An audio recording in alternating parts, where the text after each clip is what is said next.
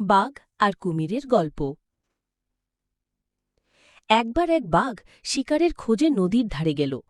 গরমে তৃষ্ণার্ত হয়ে সে নদীর পানি খেতে নেমে পড়ল।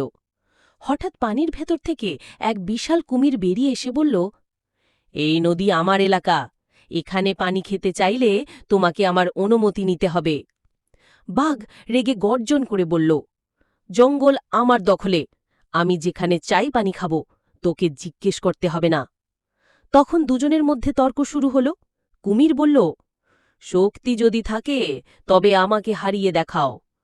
বাঘও বলল, তুই যদি সাহসী হোস তবে আমার সাথে লড়।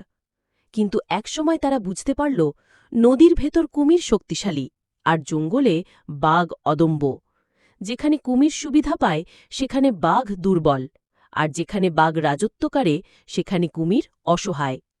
অবশেষে তারা ঠিক করল, আমরা কেন লড়াই করব?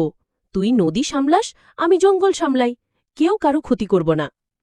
তারপর থেকে বাঘ জঙ্গলে শিকার করত, আর কুমির নদীতে মাছ খেত। তারা বুঝল, অযথা ঝগড়া করলে ক্ষতি শুধু নিজেরই হয়। শিক্ষা: নিজের সীমা না বুঝে ঝগড়া করলে শেষ পর্যন্ত শান্তি